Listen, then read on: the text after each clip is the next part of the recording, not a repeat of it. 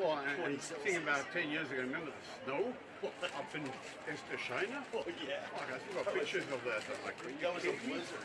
Yeah. And the running back taking the ball off his helmet because he couldn't see it. The blizzard was coming out. Yeah. Esther China's the worst. Willie says hello, by the way. Who does? Willie, he's in Hong Kong. Oh, is that right? Yeah, his wife's not doing too well. Oh. Basically still got together.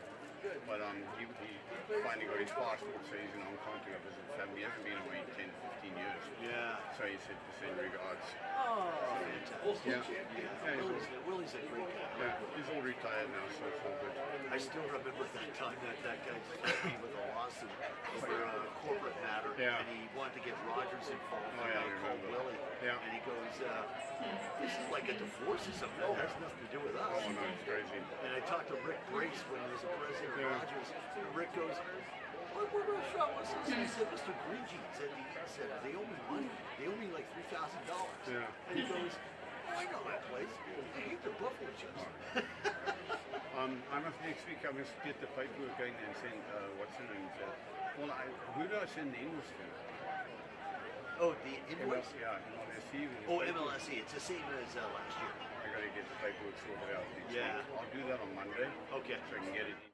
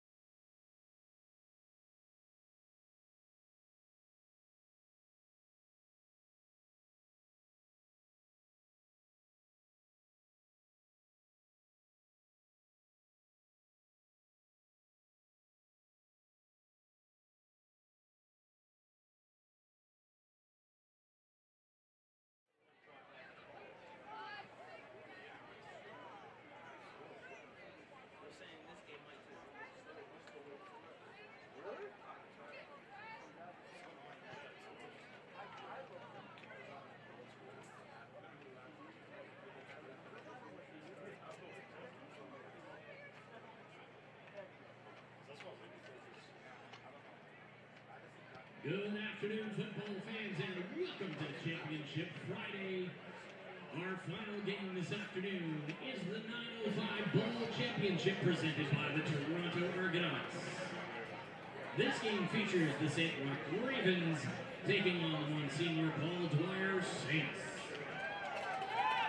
The organizing committee would like to thank all of our sponsors for today: the Royal Canadian Legion, the University of Toronto, Football Toronto, the NFL, the Toronto Argonauts, Area 51 Sports, York University, CIUTFF, and the Canadian Armed Forces.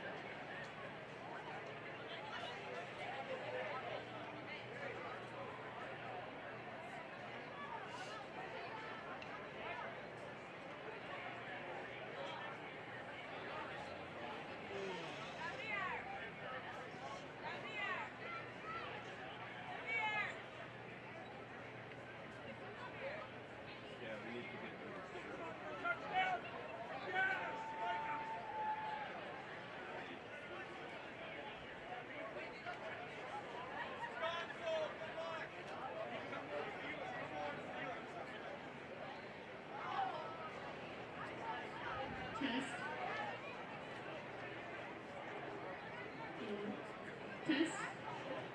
Fans, we now draw your attention to center field as we get going for the 905 Bowl Championship presented by the Toronto Argonauts.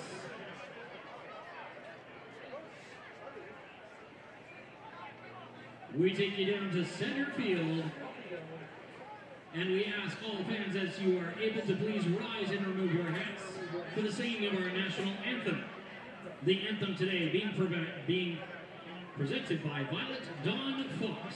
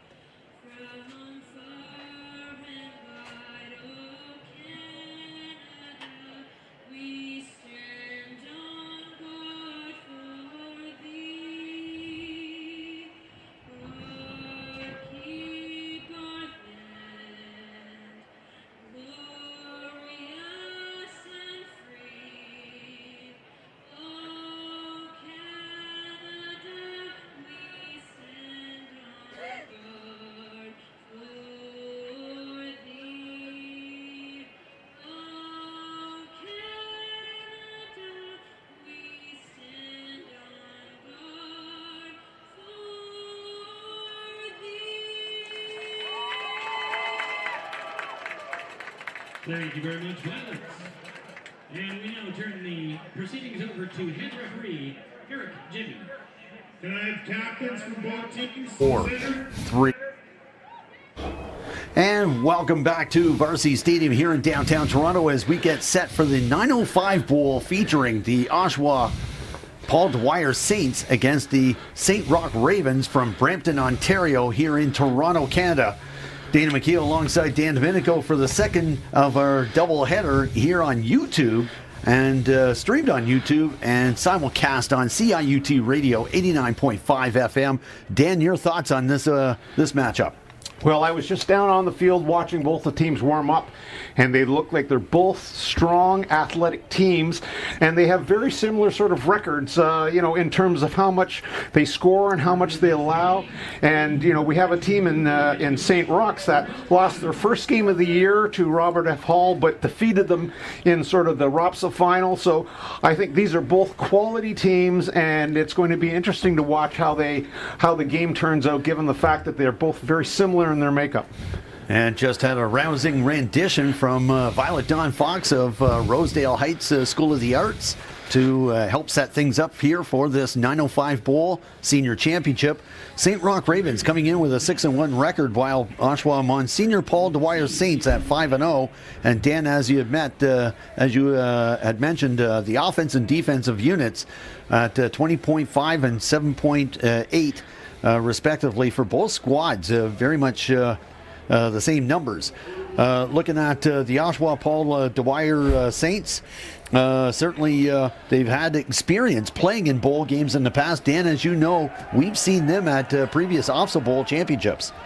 Yes, we have, and as I said, their region has produced quality teams year after year, so I expect this is to be a really hard-fought, close game. Okay. And certainly looking at St. Roch Ravens, and they've come in here. They won the 2021 Metro Bowl with a dominating win over the Toronto St. Michael's College School team, and we witnessed that game to know that St. Roch is a real team. Yeah, no, it's interesting that Tom Grettis, the defensive coordinator for Northern, was out there looking at almost all their captains, I should say, all their coaches played for him when he was coach at York University. So he knows the St. Roch coaching staff very well, and he's been telling me, he said, the quality they have in terms of their athletes as well. As I said, both teams look like they have athletic squads. The only thing I would say is that it looks like St. Roch's a little bit bigger and maybe a little bit faster. So it's going to be an interesting afternoon, I think, in terms of football. Looking at the Paul Dwyer Saints as well, with previous experience, they won the Eastern Bowl in 2015 with a convincing victory over Barrie St. Joan of Arc. They lost the Eastern Bowl in 2016 against Hamilton St. Thomas More, a perennial national power. And they lost the Independent Bowl in 2014, 35-28 to London A.B. Lucas. And when you look at the bigger scale of things, Dan, that just says how good football is all across Ontario. The only interesting thing I'm looking at is when you're looking at their rosters, St. Roch's has several grade 13 kids, and it doesn't look as though Dwyer has as many. And as we know from when we ran OFSA football, the number of grade 13 players you have really makes a difference in terms of their leadership and even their physical maturity. So this is going to be something to look for as the game goes on. Oshawa Paul Dwyer in gold and blue trim, St. Roch in purple and black. Paul Dwyer Saints will be kicking off to St. Roch.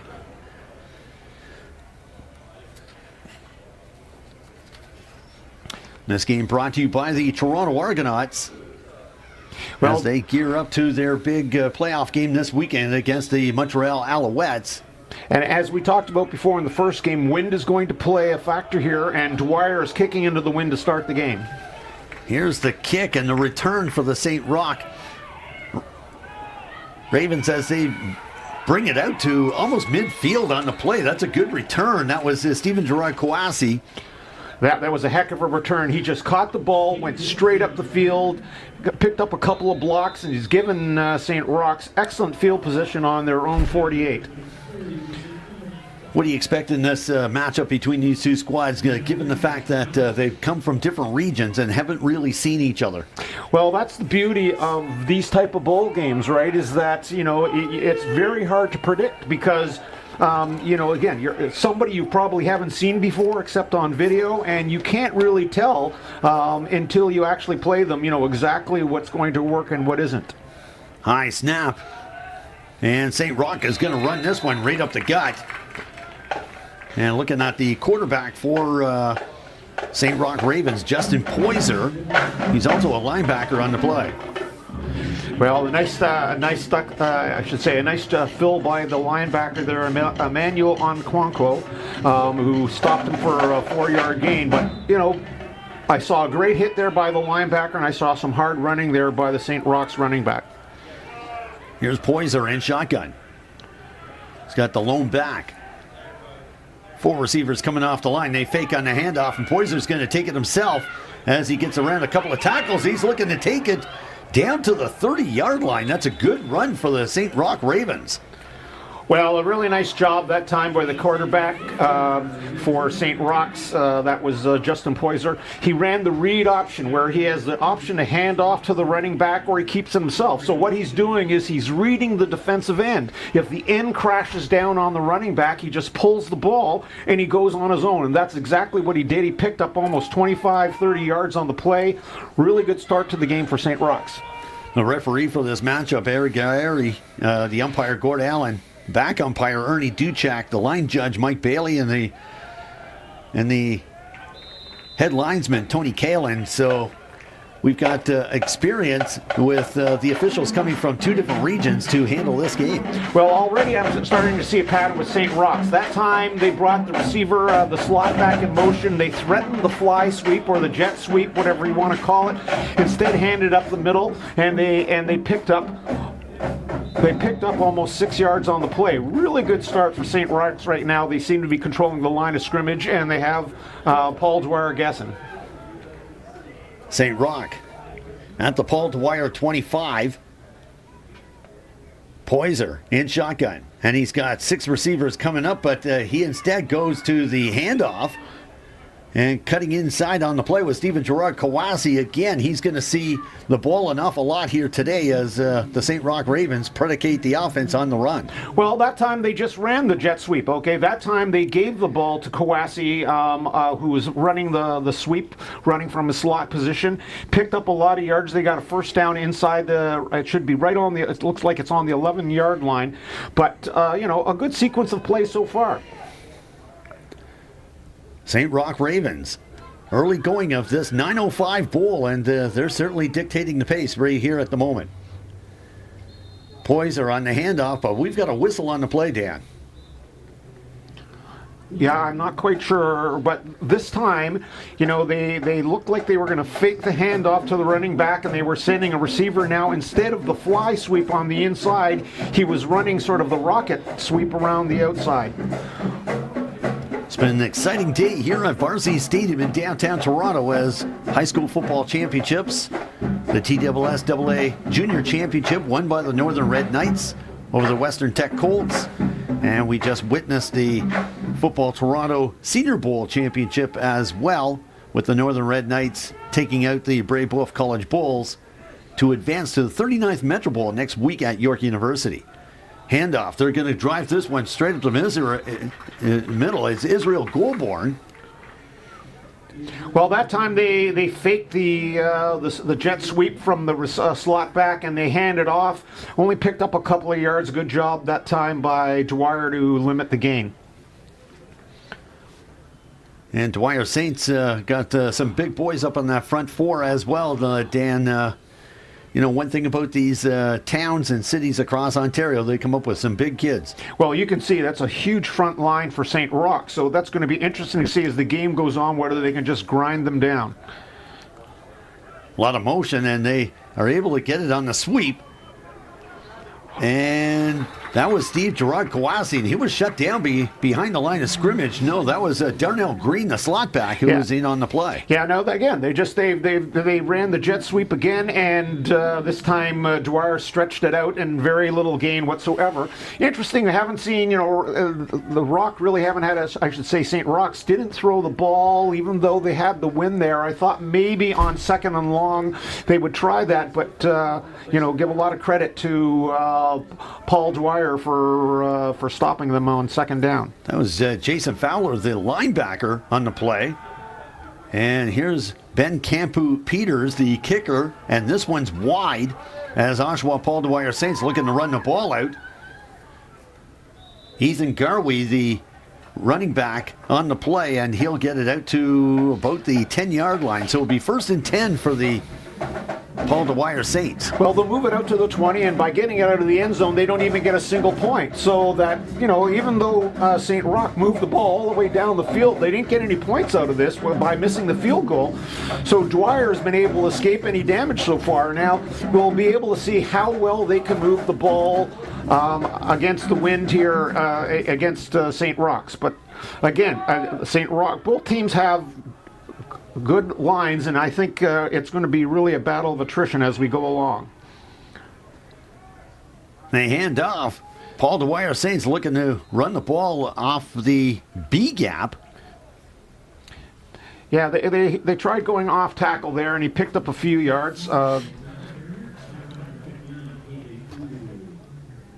Looking at Denzel Okafor, and he's a defensive end at 6'3", 210 pounds for the St. Roch Ravens. That's just a snapshot of the kind of size that Oshawa Paul Dwyer Saints are running into in this ballgame. And as I said before, I think running against the wind here, can they take off time and, be able to minimize, the amount of time the other team has with the ball in the wind?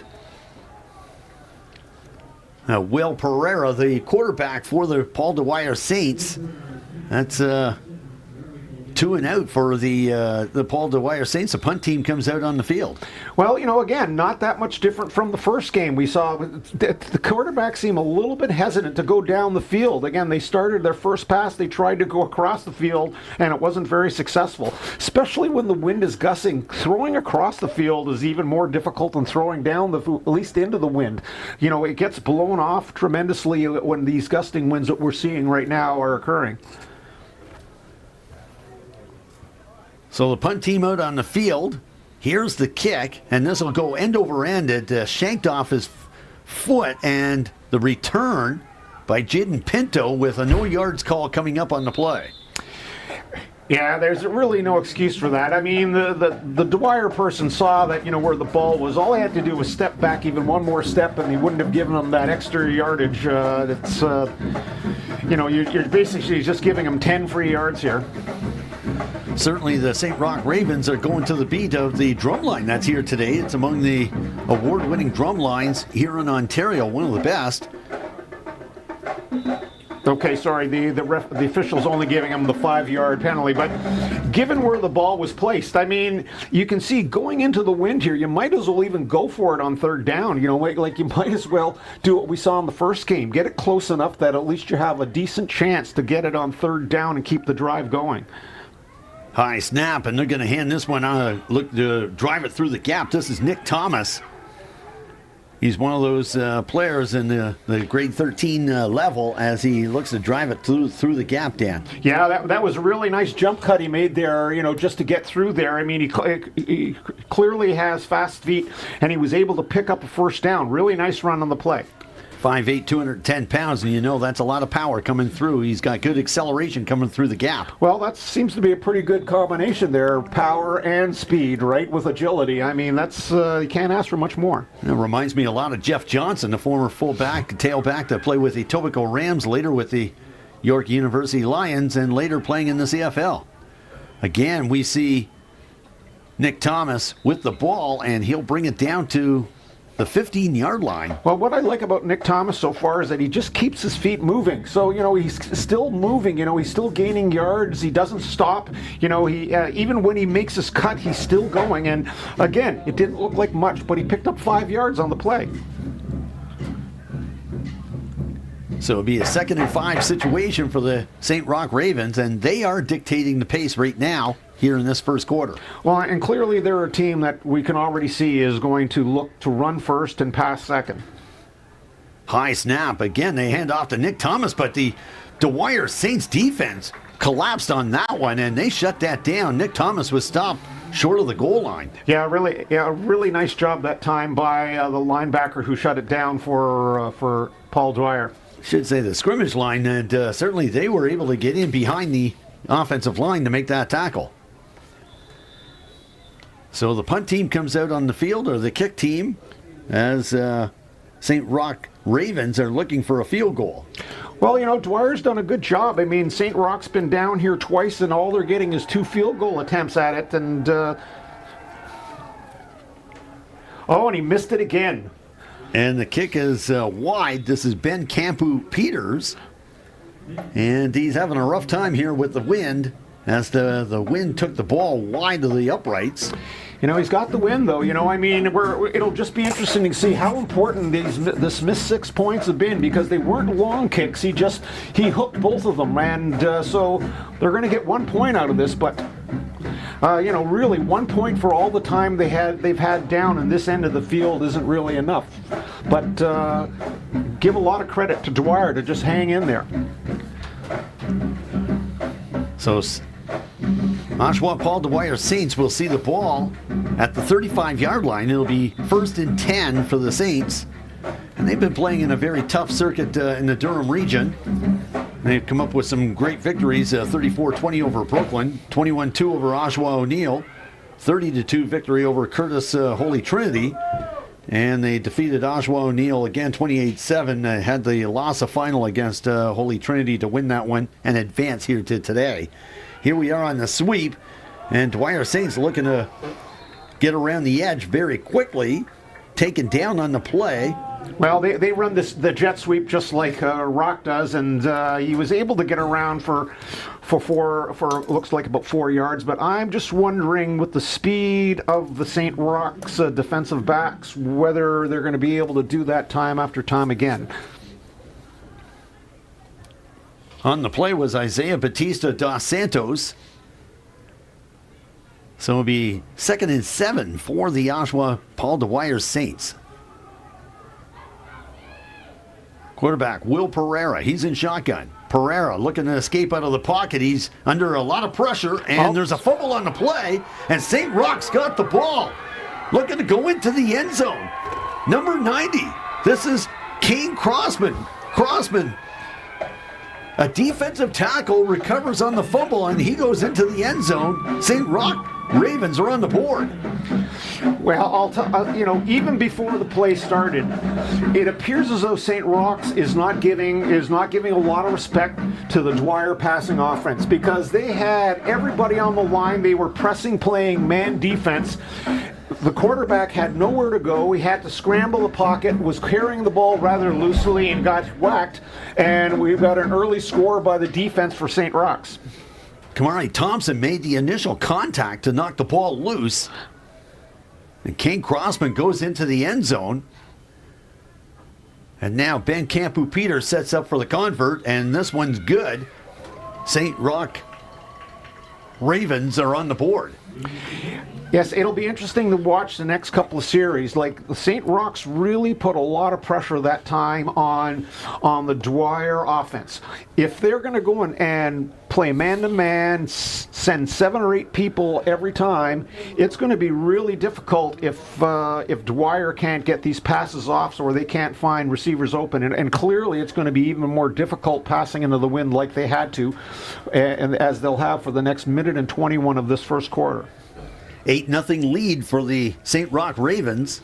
1:21 left here in the first quarter of play. Dan Domenico, Dana McKeel, and an all-star production crew bringing it to you live on YouTube, simulcast on CIUT Radio 89.5 FM from Toronto, Canada. And not only do they have the wind to contend with, but when the sun comes out of the clouds, it's really blinding, especially if you're looking for the ball coming from the west end of the field. This game brought to you by the Toronto Argonauts, as the Oshawa Paul Dwyer Saints looking to bring the ball back on the kick, and they get it out to the 25-yard line. It'll be 1st and 10 for the Saints. Yeah, unfortunately, Braden Lozinski appeared to just slip down there on his own there, getting it out to the 25. I thought maybe he had a few more yards before he was going to get tackled, but we can already see right now it's going to be really important for Dwyer to show us that they can move the ball here and whether they can pass, because if they can't pass, we've already seen St. Roch is willing to put a lot of people close to the line of scrimmage and put pressure on the Dwyer offense. It's going to mean a lot to Principal Sean O'Hare of the Oshawa Paul Dwyer Saints, a school of 1,000 students, founded in 1962. Pereira hands off. And again, they're going to go off tackle on the play, and St. Roch Ravens shut that down. And that's what I'm talking about, okay? Clearly they played what we call a cover one. They had one deep safety, and all the defensive backs are playing man-to-man on the receivers in front of them. So this allows them to put an extra player inside the box or in the line and the linebackers so they can outnumber the blockers for Sir Dwyer. So Dwyer's going to have a hard time running the ball against this defense. They're going to have to be able to throw the ball, loosen up this defense a little bit. This is a school that's produced players like Ricky Foley and Andre Talbot, who played with the Toronto Argonauts in the CFL, and also a school that's produced Kathleen Taylor, the first woman to chair the board of a major bank. It's a school that's produced an awful lot. And they're going to take a time out and talk things over. Dan, while they take a break in the action, we will too, and certainly thank you to the Toronto Argonauts, NFL Canada, Area 51 Sports, the University of Toronto Varsity Blues football program, York Lions football, CIUT Radio 89.5 FM, the Canadian Armed Forces, the Royal Canadian Legion, and I'd also like to thank our outstanding football committee that's been intact for over 20 years in producing OFSA football championships and Toronto high school football championships. And to every one of them, thank you tremendously.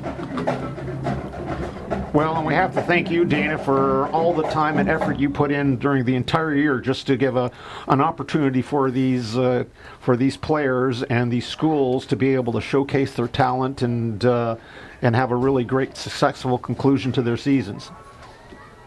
Here's Pereira, and he's in shotgun. And the pass just wide is intended for number 7, Ethan Garvey, the wide receiver, but Dan just beyond the outstretched arms. Well, again, both so far, all the teams we've seen have had difficulty throwing into the wind, especially when they throw sideways where they're allowing the wind to really take control of the ball. That time, again, the receiver was open. He had time to throw the ball. He couldn't get it there. We'll see if it makes a difference in another 4 seconds when they switch ends. But, they're stopping the run right now, St. Roch's. They're crowding the line, and they're forcing Dwyer maybe to work outside their comfort zone, which clearly is throwing the ball. So the Paul Dwyer Saints, and they're in punt formation. The lone back, Jaden Pinto, for the St. Roch Ravens, and this one's angled and strategically punted to about the 50-yard line of the Ravens. Here's the run back by Pinto, and he gets beyond a couple of defensive backs. He's looking to take it long distance. He's gone. He's going for the end zone. Only one more player to get by, and he is able to get into the end zone. That's a touchdown for the St. Roch Ravens. What a great return by Jaden Pinto. He caught the ball. He ran forward for the first 10 yards. I mean, he didn't bother looking, going sideways. He ran forward. He got by the first wave of defenders trying to stop him. Was able to use the speed to get to the outside where he picked up a few blockers. And once he turned the corner, there was nobody who was going to stop him. A great return by Jaden Pinto and a really good job blocking by the rest of the St. Roch's special team. And we got an injury on the play as well with an Oshawa Paul Dwyer player going down on the field. That's Stephen Mitchell, the special teams player. Yeah, it seems early on, given that we've just had a quarter here go by, that Dwyer is having a real hard time with the size and speed of the St. Roch's team, and the fact that they've had the wind and they really couldn't move the ball, and it appears that it's going to be difficult running the ball. They could have a real difficult time in the second quarter unless they are able to use the wind and to their advantage to pass. That's Ben Campu-Peters, who's able to connect on the convert, and that'll end the first quarter of play with the St. Roch Ravens leading the Oshawa Paul Dwyer Saints. And Dan, what's your thoughts on this first quarter of play? Well, I'm really impressed by the St. Roch's team. They haven't done anything. They haven't taken a lot of chances, but they've shown their special teams are working well. They run the ball hard. Their defense has played, flawlessly so far. Like I said, it's going to take something special by Paul Dwyer. They're going to have to to move the ball here with the wind. They've got to be able to show they can at least take some time off the clock. One of the problems is they're on the field for a couple of downs and they're kicking it. I mean, even if their defense has been playing violently as they were there, I mean, holding them to 1 point out of 2 trips down into deep into their own end. You know, if you leave the defense on the field, they're going to get tired eventually, or in this case, it wasn't even the defense, it was special teams that gave up the touchdown. St. Roch Ravens, they were founded in 2009. The programs include Regional Center for the Arts and Rock TV. The principal is Jeff Quinville. And they've got notable alumni, including Josh Palmer, a wide receiver with the Los Angeles Chargers, Kyra Constantine, Canadian Olympic sprinter, and Shane Hart, the actor and singer. They've produced an awful lot of talent as well. And we've got all kinds of action at about the 25-yard line. Well, that was Ben Campu-Peters. I should say, it was a fantastic kick right there. And into the wind, I mean, he drove it all down. I mean, they've only got the ball in the 25, so very little return. Excellent kick. We're seeing really good special teams right now from St. Roch's. As I said, though, I think this is a really important set it down for Dwyer. They have to move the ball. They've got the wind. We're going to see if it makes any difference to their passing game because, as I said, I just think they're being outnumbered in the box right now. And the defense they're playing, which is essentially man-to-man on the receivers, they're just daring. They're daring the Dwyer to pass on them. And that's a snap, and the Oshawa Paul Dwyer Saints connect on the pass, and quickly the St. Roch Ravens defensive backs react. Well, you know, that was a good job. I mean, you know, that pass was open. I mean, he's just running a little 6-yard stop pattern, turns around, the ball was there, he caught it, good job. Can they go all the way, you know, this is what we talked about in the first game. Can a high school team go all the way down the field, though, 5 yards at a time? I think that's a really difficult proposition if you don't have the ability to put together some big plays. Looking at O.J. Alubi, who reacted very quickly for St. Roch Ravens. Limit the yardage. 2nd and 5 situation for Oshawa Paul Dwyer Saints. Will Pereira with the pass. He's able to get it off. This is number 22, Nick St. Ange, the wide receiver on the play, but there was a lot of pressure on Pereira. Well, I'm telling you right now, like they're even pressing. You know, they're bumping the receivers on the line. They're not even letting them get off. They're putting a lot of stock in the fact that they think they can put pressure on the quarterback and force him to throw when he doesn't want to. This was a good example of that right there. It looks like they maybe were trying to set up a little screen, but he had to throw it so quick and hurriedly that it didn't really allow time for the blocking to occur. So as soon as the running back caught the ball, he almost instantaneously got tackled, and now it's 3rd down and they've got to punt the ball. The Oshawa Paul Dwyer Saints are in tough against the Brampton St. Roch Ravens here at Varsity Stadium in downtown Toronto. The punt team out on the field for the Oshawa Paul Dwyer Saints with the kick that'll go out of bounds. The lone back on the play is Jaden Pinto, so the Brampton St. Roch Ravens will take the ball at the 50-yard line and take it from there. Well, good coaching there, right? You know, I mean, you've just seen them. Their returns have been spectacular so far, so probably a better idea to hammer it out of bounds, which he did right there. And even though you're limiting, you know, you're losing a few yards on your punt distance, when they can't return the ball, you know, that's probably the best outcome they could expect right there. Ball on the 48.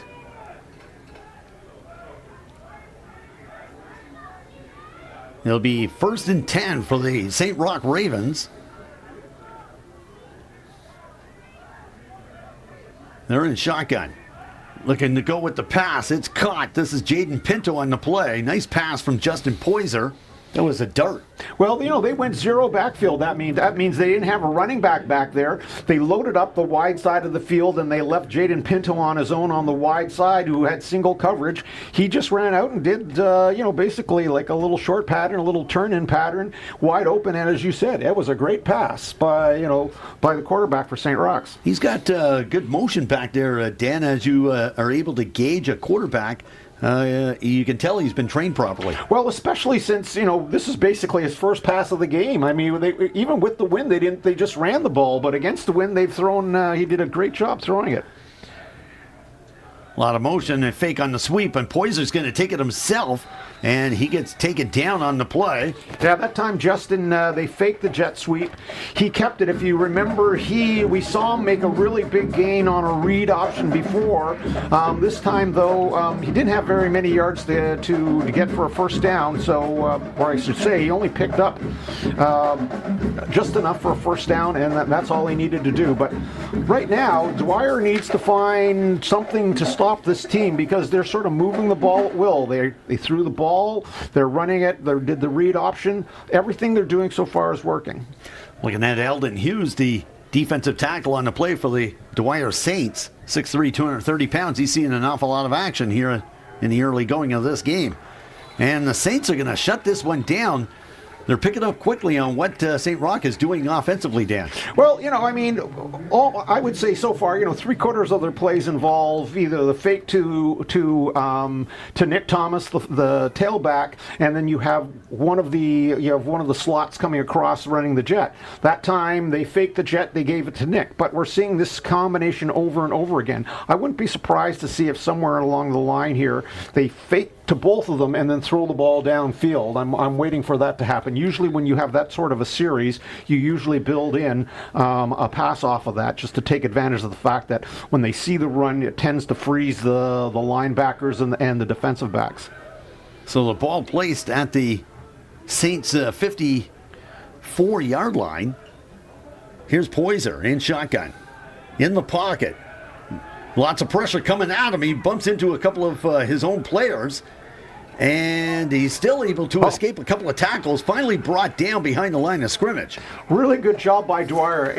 It looked as though Justin Poiser was going to escape 2 or 3 times, but it was relentless, the defense by Paul Dwyer, and they finally knocked him down for a loss. Really good defensive play. And to be fair, that was a great coverage that time by the defensive backfield of Dwyer that essentially gave him nowhere to throw the ball. Yeah, looking at that linebacker as well, and Ethan Hall, who came up on the play to make the tackle. That's a 3rd and long situation for the St. Roch Ravens.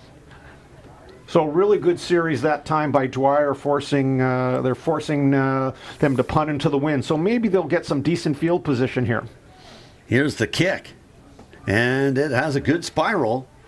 The return for the Saints as it's out to the 30-yard line, and they look to get it out close to the 40 on the return. That was Cassius Watson. Well, we have flag, and it's usually, when it comes from that position, it's usually some sort of a blocking from behind, but we'll wait and see what the call is here. I think the Dwyer Saints are now picking up what St. Roch is doing offensively, Dan, and they're making the adjustments. Well, I think they have to force Dwyer to throw the ball too. To see what they can do. Especially into the wind. They've had success, with their sort of their trickery in terms of either handing the ball off, and like I said, it's unfortunately just a holding by the returning team. But they've had some success right now with the dive by the fullback and the jet sweep by the slot coming across, and a couple of other read options that they've thrown in there. Here's Will Pereira, and they hand off. And they're running with J.D. Bastarash, and he's able to get it out for a few more yards on the play. And Dan, I'm looking at Caden Telemack, the offensive lineman at 6'4", 282 pounds, and he's still got another year of high school to go. Yeah, like I said, when you do go over the 2 lineups and you look at the St. Rochs, they have some really huge kids there, right? Lots of high 280s, 290s, some 300 pounds. They're a big team, but they're also athletic. That's the impressive thing that I've noticed so far. 2nd down and 6 to go for the Dwyer Saints. Pereira turns around and throws the ball. That's a high pass, and it's caught. Wow. Ethan Garvey on the play. What a great catch by Garvey. As you said, Dana, it was a high pass, but he came down with it. I think we're going to get to see it on the replay here. What a really nice catch he made. I guess I call that athleticism when you're going up 30 inches, 42 inches to make that catch. Well, like I said, the defensive backs are putting a lot of pressure. Like I said, they're bumping on the line. They're playing man-to-man. I think they have an opportunity to go by them and throw a deeper pass. But, does the quarterback have enough time to throw? That's the big problem right now. He's getting so much pressure put upon him. Kamari Thompson in on the tackle. Here's the Dwyer Saints on the fumble. And St. Roch is responding. They've recovered on the play. This is O.J. Alubi, and he looks to go into the end zone. So that's 2 mistakes for the Dwyer Saints, and both of them have led to touchdowns. That's a shame, a great job that by St. Roch's, and I'll tell you, some great moves by Olajube. I mean, he could have been a running back right there. I mean, the moves he made to get open, and he refused to go down, scored the touchdown. But, it's been 2 touchdowns. They've sort of given up on fumbles, and that's going to kill you, in this type of game like this, in a championship game. The St. Roch Ravens will set up for the convert. They've had convincing victories this year against Lorne Park, St. Marcellinus, David Suzuki. They beat Suzuki in the semifinal 33-20, and last week they won the ROPSA final with a 22-12 victory over Robert F. Hell. Here they are today in prime time at Varsity Stadium. When you look at the score, you go, 21-0. It looks like it's overwhelmingly, in St. Roch's favor. But those 2 touchdowns came on fumble recoveries that directly became touchdowns. They ran them back. They didn't even have to recover the fumble and still go in the end zone. They've picked up 14 points without their offense touching the ball. Their defense for Dwyer has done a decent job right now. It's just their offense has not figured out any way to really sustainably move the ball against the St. Roch's defense right now. Tough go here for the Oshawa Paul Dwyer Saints as they're down 22-0 with 4 minutes left here in the half.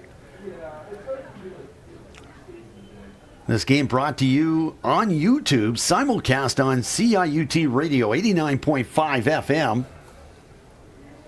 Well, it's very cliche-ish, but I mean, even though we're just started into the second quarter, I really feel right now Dwyer has to do something. Even if they don't score, they have to be able to move the ball, give their defense a chance to rest a little bit, just to sort of right the ship right now, because they're reeling. And the reeling isn't necessarily because the team's falling apart. It's because they've had 2 killer fumbles that have led directly to touchdowns.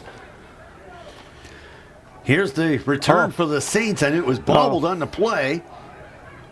And looking to get by the St. Roch's defense on special teams, and they shut it down right at the 9-yard line. So the ball's deep in the Dwyer zone for this set of downs. And if you watch if you watch the St. Roch's players right now, especially the second man in, they're going for the ball. I mean, you can understand why they fumble it. I mean, he was lucky, the returner. Not only did he bobble the ball off the kickoff, but when he got hit, the second man was looking and almost wrenched the ball out of his hands. So, that was almost another fumble. I mean, he was just able to hold on to it. But, again, you can't make these type of mistakes. He bobbles the ball.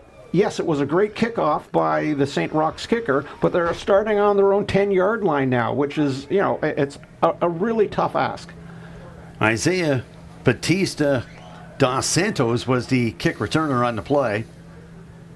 And here come the Dwyer Saints as they go off tackle on the play, on the run, and a gain of about 3 or 4 yards on the carry down. Yeah, really nice off tackle run. I mean, they have to. That's what they have to do. The question is, can they put several of these plays together? That's what they have to do, because they really have shown they can't. They're not going to get large amounts of yardage in any one play. They're not getting big chunks. They're having to get it a little bit at a time. Can they put those plays together, at least get out of the end here, give themselves a little more confidence before they do anything else? This is Nick St. Ange, who had the last carry. Normally he lines up as a wide receiver. Here's Pereira as he's looking long distance, and this is for Ethan Garvey, and that was into double coverage. Well, it wasn't a bad idea, but if you're going to throw a fade, if you're going to throw a fade and you know that your receiver is maybe going to get bumped on the line, the receiver, number one, has to get off the line and can't get held up. Number two, the quarterback's got to throw it to the sidelines. He can't throw it to the middle of the field. That's the only reason why the defensive back even had a chance to get to it. The receiver had got by him. He needed to throw the ball to the sideline to give the receiver, and only the receiver, a chance to catch the ball.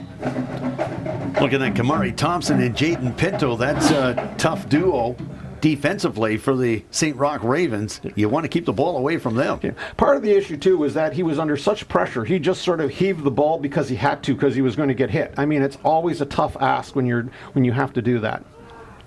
Here's the kick, and here's the return by Jaden Pinto as he takes it from center. And he's looking to go out of bounds at the 40-yard line, so casually walks out of the field on the play, and the St. Roch Ravens will take the ball at the 40-yard line. Well, St. Roch's is set up again with great field position. They've shown right now, especially that when they can run the ball, the wind isn't as much of a factor to them. And even the one or two passes they've had, they've been able to throw the ball into the wind. But I think St. Roch's is in a really good place right now.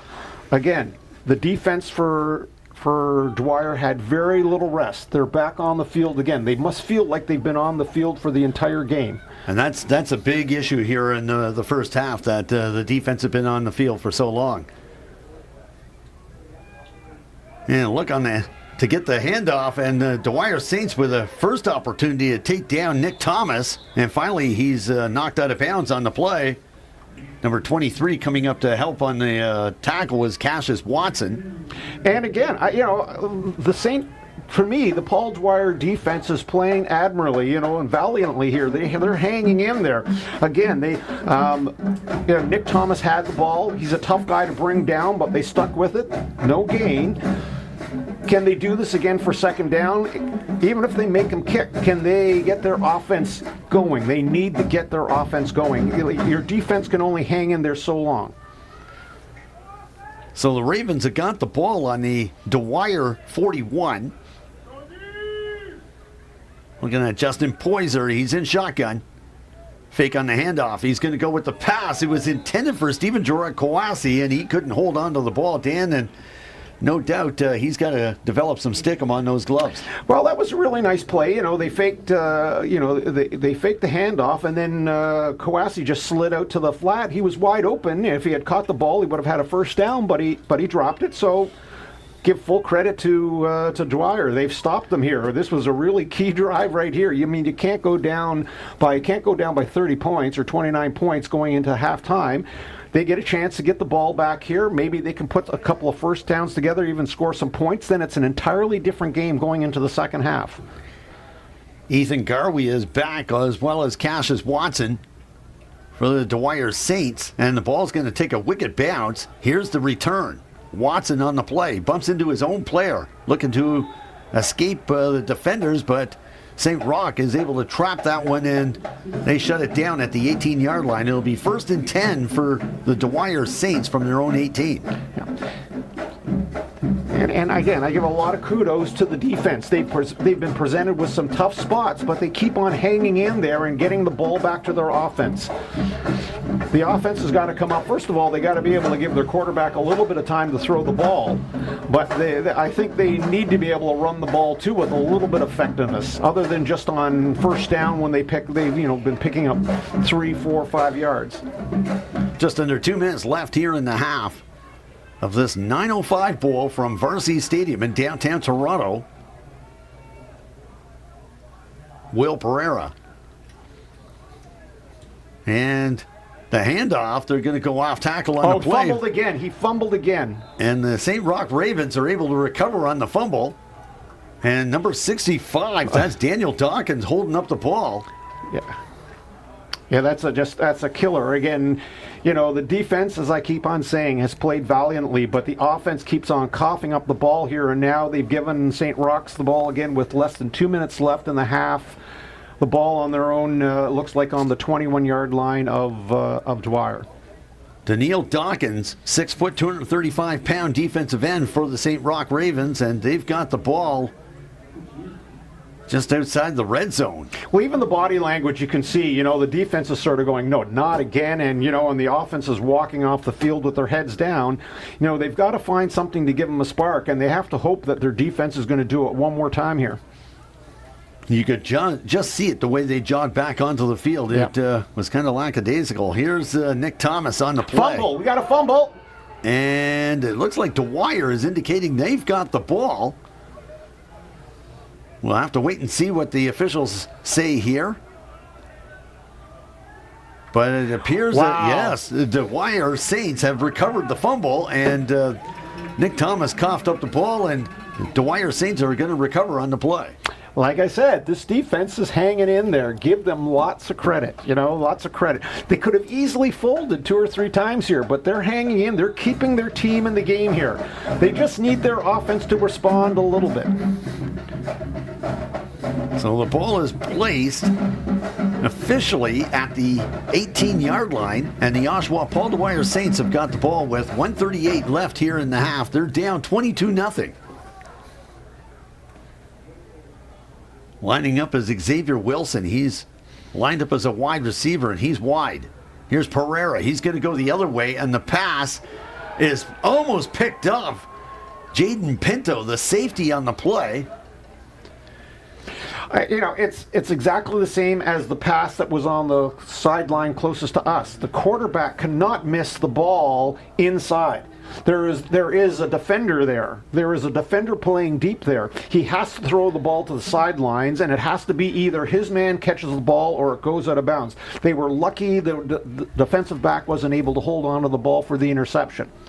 Dan, I'm looking at Jaden Pinto, and I'm comparing him to Trevor Harvey, who we saw star with the Birchmount Park Panthers back 10, 15 years ago when they went to a Metro Bowl, and he later became a star with the University of Toronto Varsity Blues. Pinto is of the same mold. Yes, he is, absolutely.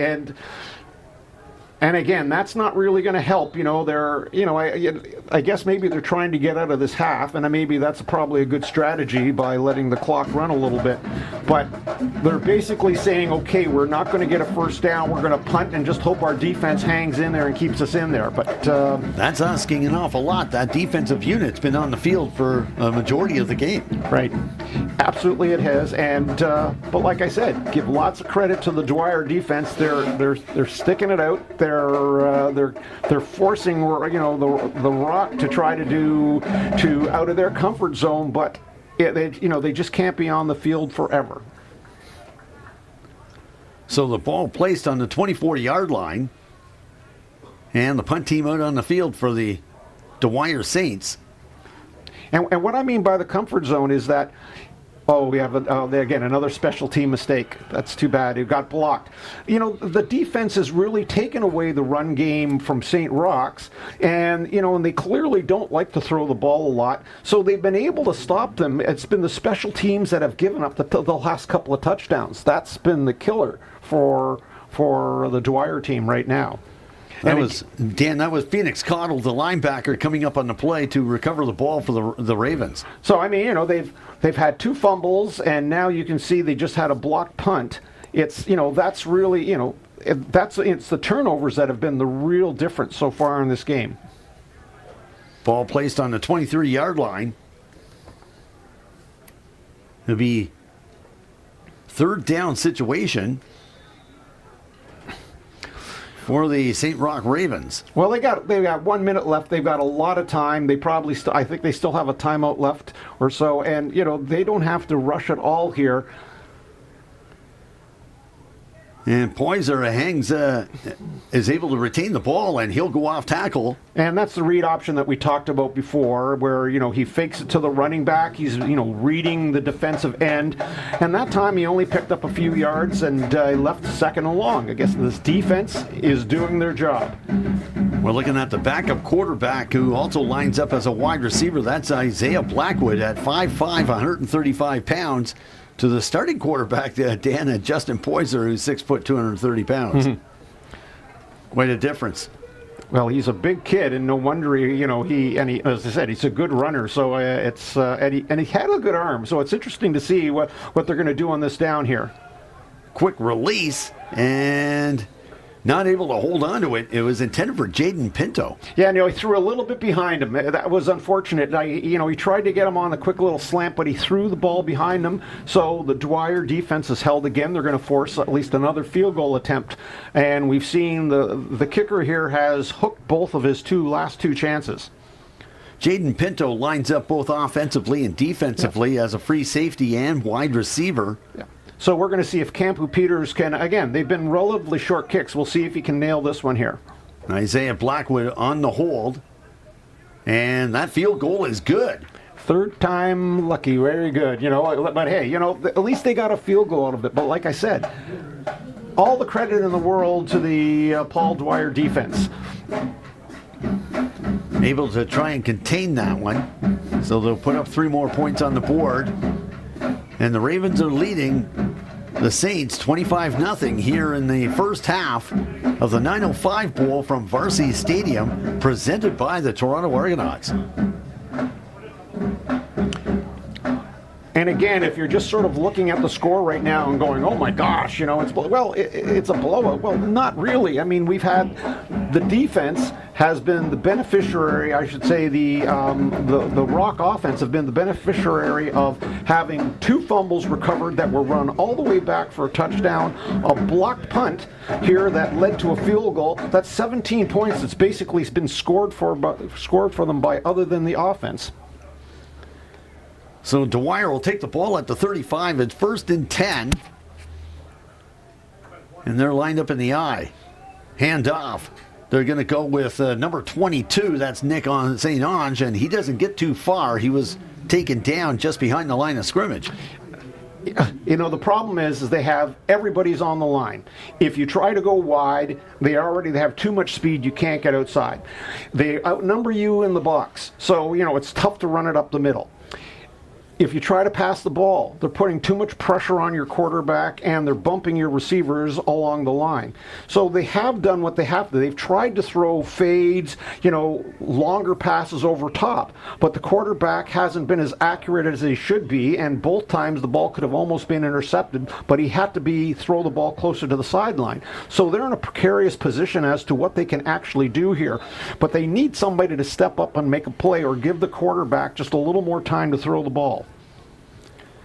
9 seconds left here in the first half. And Dan, both coaches have got lots to talk about, more so the Paul Dwyer Saints, and how to shut down this offense, this vaunted offense from the St. Roch Ravens. Well, quite frankly, I mean, if I'm the Dwyer coach, I mean, I may be happy just to get out of this half right now with any more points scored, run the clock out, and go into go in at halftime, go back to the drawing board and try to figure something out. You just don't want to throw sort of an unnecessary interception here that could lead to more points. Are they going to run this one on a sweep? And good speed, good acceleration. As the Dwyer Saints are able to bring the ball out to midfield. That's Isaiah Batista dos Santos, and he's got good acceleration there, Dan. That was a great call. That was really well done. And, maybe they need to do a little bit more of that. I mean, it's a little misdirection in trying to get outside because, as I said, their attempts right now to run at them has not worked, and throwing sideways isn't going to work, and they've got to find a way to get the ball down the field. Looking at that block by Mason Howard, that 6'2", 265 pounds. He's a senior in the lineup, and options are open for next season. And also number 69, Caden Telemack, as mentioned, at 6'4", 282 pounds. And boy, they opened up quite a big hole. Well, that was well done. Now, again, there's only a few seconds left in the half, and they were probably backed off a little bit more than they normally, because they don't want to give up a long pass with, less than 10 seconds left in the half. But that was at least something positive. That was a first down for the Dwyer offense. Hopefully that's going to inspire them a little bit, especially in the second half here. So they'll just run this one out. Well, they've got it up to halfway. You know what? There's no reason why they can't just go ahead and just heave it down the field at this point. And make an attempt, yeah.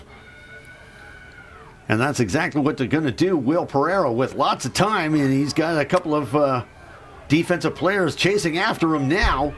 And he looks to just throw it away, and that'll end the first half of play with the St. Roch Ravens leading 25-0 over the Paul Dwyer Saints. And Dan, I see a flag on the play, but looks like they're going to negate the call. Well, it's intentional grounding because when he went out of the pocket, you still have to be able to throw the ball at least to the line of scrimmage. And he just threw it straight out of bounds, and so I think they'll just decline it and let the half end. So we're going to take a break in the action as well. This is the 905 Bowl presented by the Toronto Argonauts here from Varsity Stadium in downtown Toronto. We'll be back very shortly.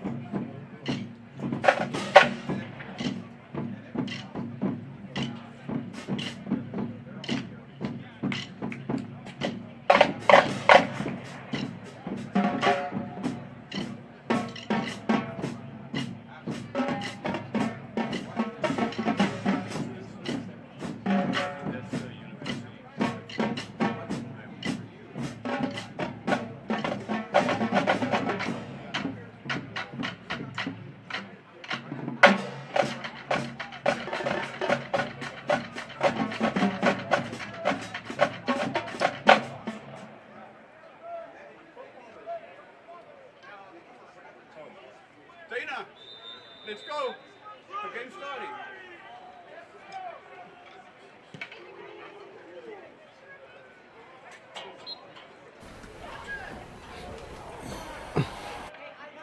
Let me call him.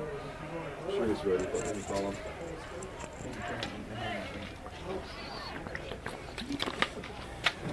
Do I have time to go to? How quickly are we on here? You still have the kickoff and everything else, right? Mics are hot. Oh, I'll be back then.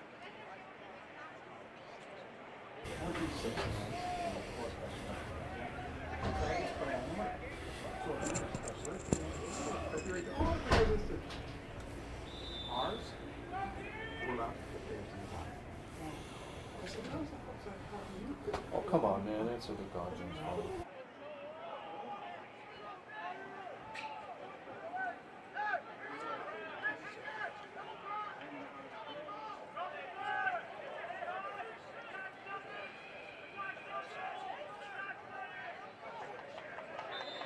Three. And welcome back to Varsity Stadium here in downtown Toronto as we get set and get into action here in the second half of the 905 Bowl featuring the Oshawa Paul Dwyer Saints and the Brampton St. Roch Ravens. St. Roch leading 25-0, and we're in the early going of the third quarter. Dan Domenico, Dana McKeel bringing you all the action here from Varsity Stadium. And Dan, the sun is really going to play a role here in the second half. Well, especially if you're, for example, a receiver looking into the west from where the ball's coming, it's blinding. It's really hard to see the ball. Will Pereira, fake on the pass, and he's looking to take it himself and roll out of bounds. The quick pass, and there was no receiver within sight. Now, I think he was just looking to try to avoid the sack and just get rid of it, and he was able to do that. But again, he's just not getting a lot of time to throw the ball. He doesn't have a lot of time to stand back there. I think they're going to have to do something like they tried there to move the pocket, give him a chance maybe to get outside. I mean, he looks like a decent athlete, and maybe he'll be able to get outside and run a little bit, but you know, they're putting so much pressure on him, and the receivers are being played tight man-to-man. It's really difficult right now for them to move the ball. Third and long for the Paul Dwyer Saints, and the kicker out on the field. Punt team is out there. Here's the kick, and it's a bad kick. It shanks off his foot and goes out of bounds at the 50-yard line. That just gives St. Roch Ravens excellent field position.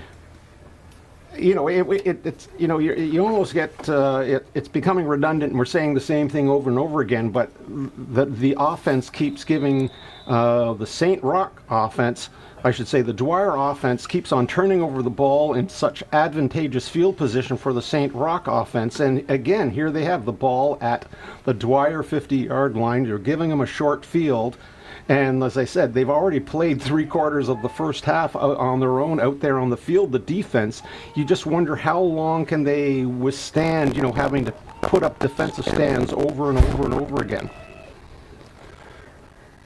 So the ball at the 50-yard line, it'll be 1st and 10 for the St. Roch Ravens, and they're able to reverse this one. This is Darnell Green with the ball. He gets around a couple of...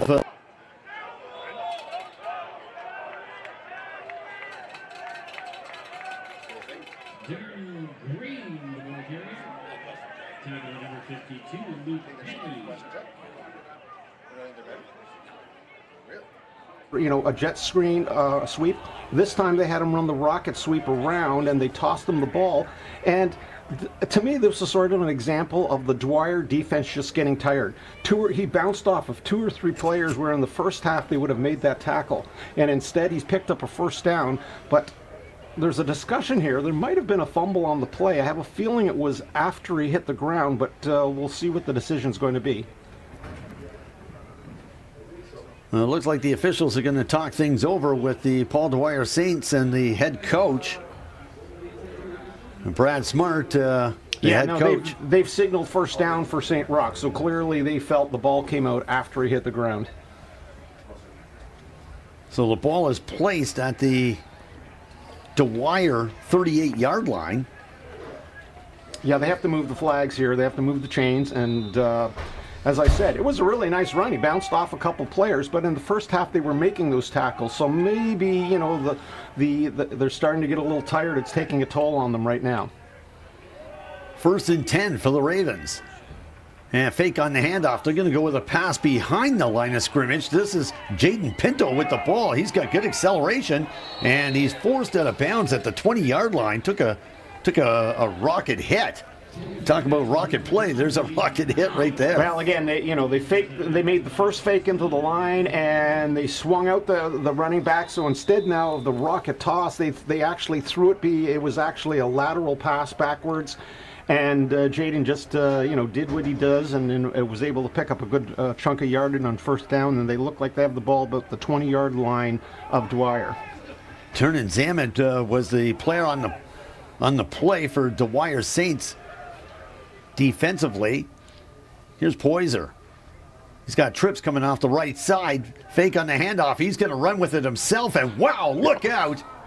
There looks to be a fumble on the play, Dan. Fumbled the ball, but one of the St. Roch's players fell on it. And again, he read his read option, but he really got hammered that time. But a good recovery there by St. Roch, so that it looks like they're going to pick up about 5 yards on the play. Looking at number 52 for Dwyer, who came over to make the play. That was Luke Penny, the linebacker. Wow, did he ever come in very quickly to take out Poyser? No, that was a great hit. They were just unlucky that time that the ball fell right to the St. Roch player. So a 2nd and 5 for the St. Roch Ravens.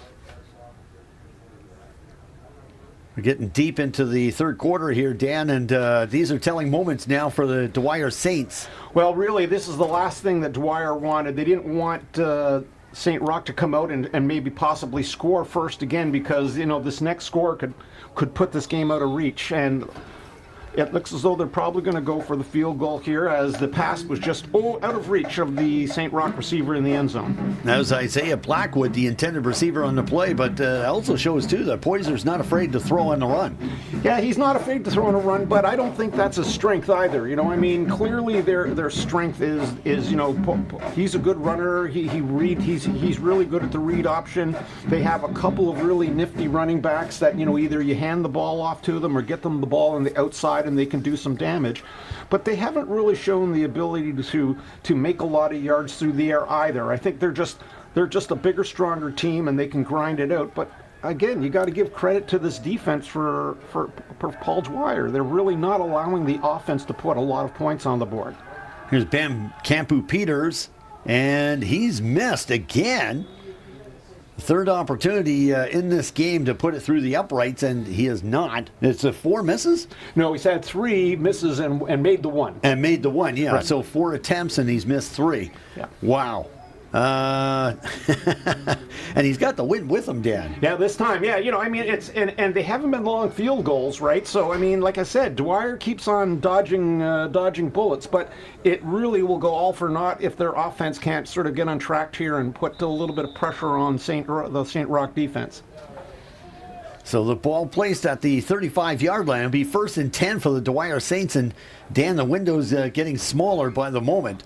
Well, it's also getting harder to look at because we've got the sun shining right in our eyes, and it's hard to tell the difference between the teams right now, isn't it? 26-0. You think we're in Miami Beach playing this football game here today?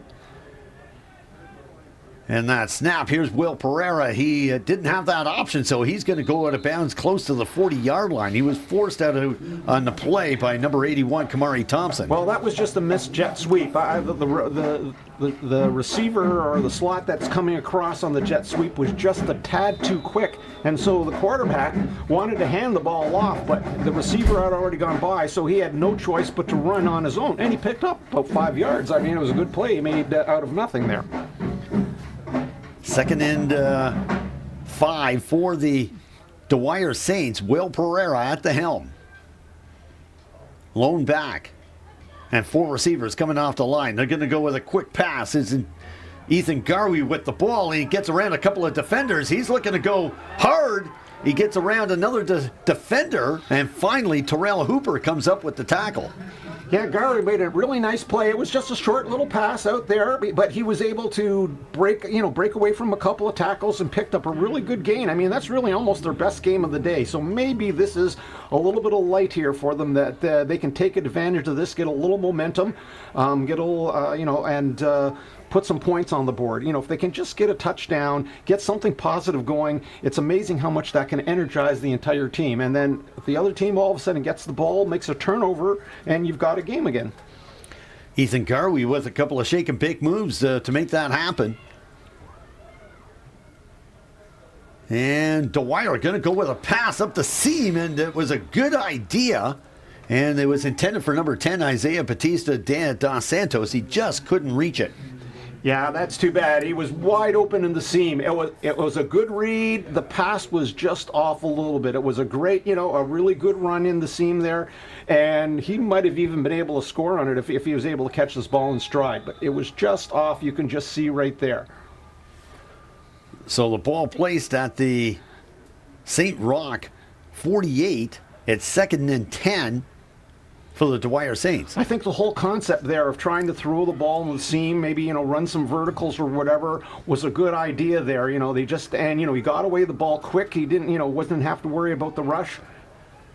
And Will Pereira had to go and take it himself, and he ran into a wall at the 45-yard line of St. Roch, and boy, did he ever hit that defensive player something fierce. He did, but, give credit to him that, he knocked him down for only a couple-yard gain. So I'm pretty sure Dwyer now is in, third down mode. They've got to go for this. They can't be punting the ball back.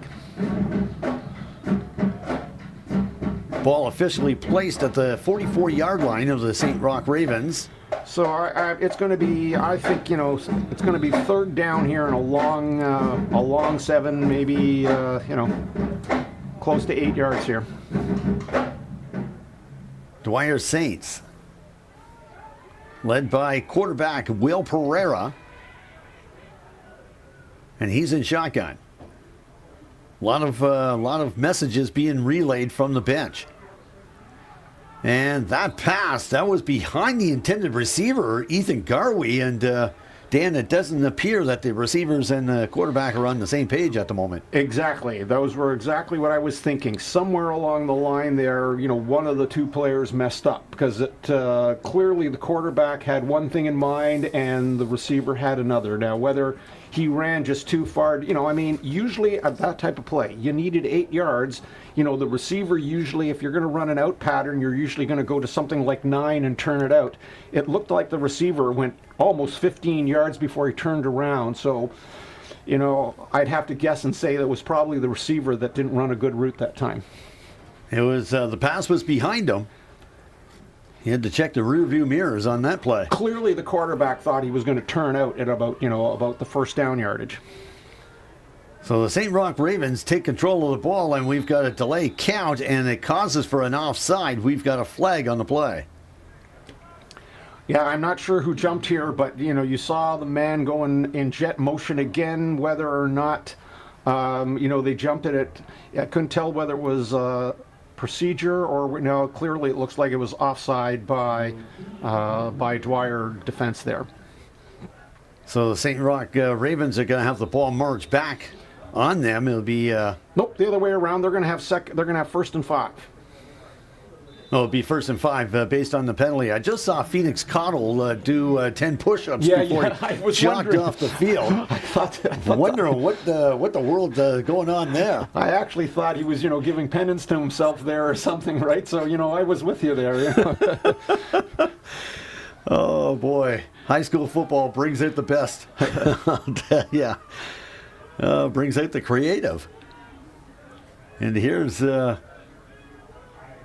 Justin Poyser. He's in the pocket. He's looking to go long distance on the pass, and is picked off. The Dwyer Saints have got the ball. And this looks like it's going to be a long run. Runs into a couple of players. What a run. What a run. It could be Ethan Garvey on the play. Are you kidding me? What a run! And Ethan Garvey goes into the end zone. That's a touchdown for the Oshawa Paul Dwyer Saints. They get on the board. That's incredible. What a fantastic run. I mean, not only, the pass looked pretty, but clearly he overthrew him. But look at this run. He should have been stopped like at least 4 or 5 times here. He got a key block, too, from number 51, Luca Siciliano. Outstanding play.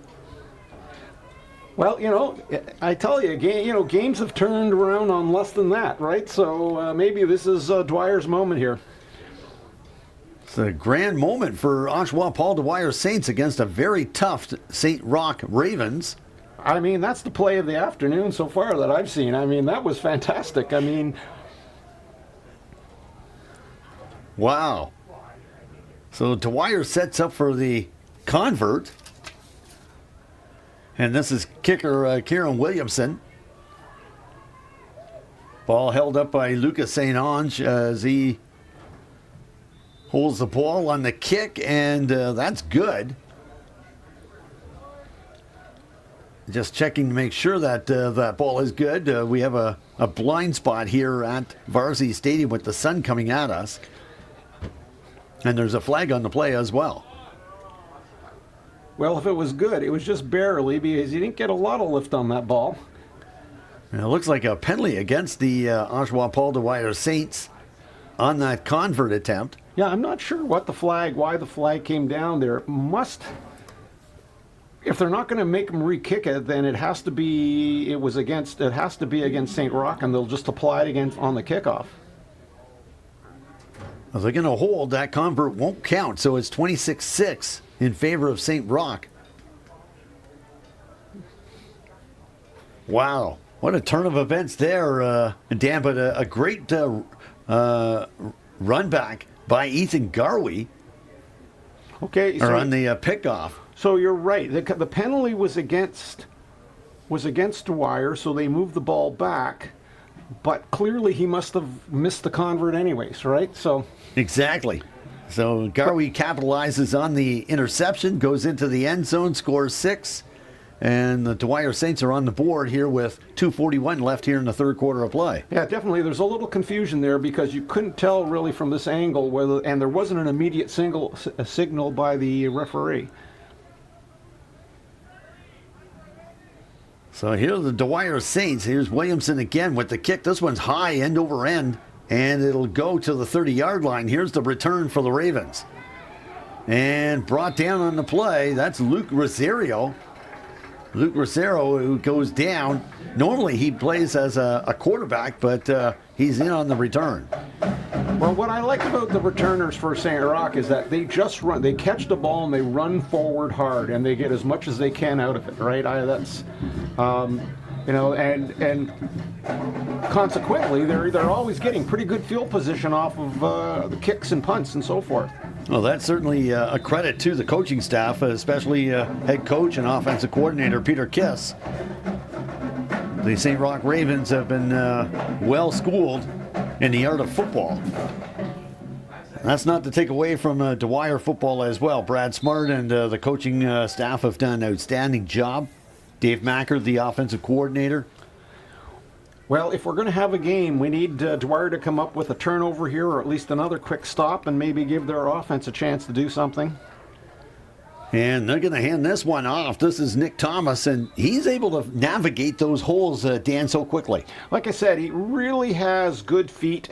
You know, he can just sense where the hole is, and more importantly, as I said, he keeps his feet moving, and consequently, he's really tough on the ball. You know, he's one of those guys that's tough to bring down, and like I said, that looked like just a simple off-tackle play, but, you know, he picked up 6 yards, and now they're in a really good spot on second down. And that's exactly what it is. 2nd and 5 for the St. Roch Ravens.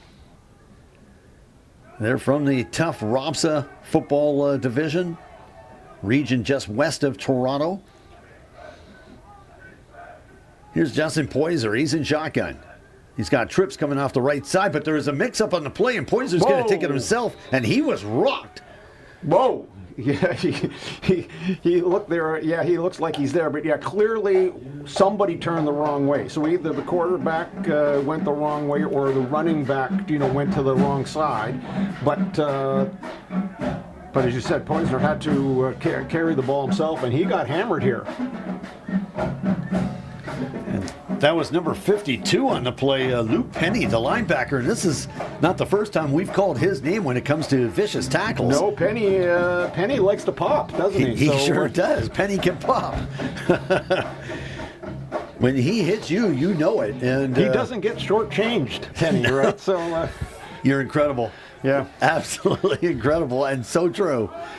Third down situation for the St. Roch Ravens. 3rd and 3. Big play here.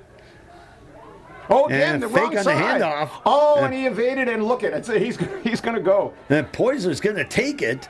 How far he'll take it, he goes out of bounds, forced out at about the 25-yard line. That's a heck of a play on a botched attempt. Well, I really like the coolness here of Poisner. Like, clearly, again, the running back went the wrong side, or he turned the wrong side. We'll say it was the running back. He just said, oh, okay, I'll keep it, and got around the edge, got the first down, got a big play out of it. As Zion Moore, the defensive back, coming up with the play, and if it wasn't for him, Poisner could have gone for a touchdown. Does it say 15 or over there? So the ball is placed at the 27-yard line to St. Roch Ravens. 3 seconds, 2 seconds as they wind down here in the third quarter. Yep, this will be, as you said, the last play of the quarter. Poisner lined up, and that's a quick handoff, and this is Darnell Green on the play. Green reverses, and he goes into the end zone. That's just not what the doctor ordered for the Oshawa Paul Dwyer Saints as they watch St. Roch Ravens with seconds left go into the end zone. That to me looked like a bit of a tired defense right there. Whereas before they were all shooting to the ball, firing to the ball. That time it was almost like they gave up when they saw he broke through the first line of containment. And give credit to the running back, but I just thought it seemed to be like a tired effort. I just think that they've had to make so many stands so far that eventually they're just getting worn down. Ben Campu-Peters. And he's good on this one. So 2 for 5 for today. And that'll end the third quarter of play of this 9:05 Senior Bowl Championship here from Varsity Stadium in downtown Toronto. Here on YouTube, streamed on YouTube and simulcast on CIUT Radio 89.5 FM. And Dan, no doubt St. Roch Ravens are making a statement that they want to play next week at York University in the 39th Metro Bowl.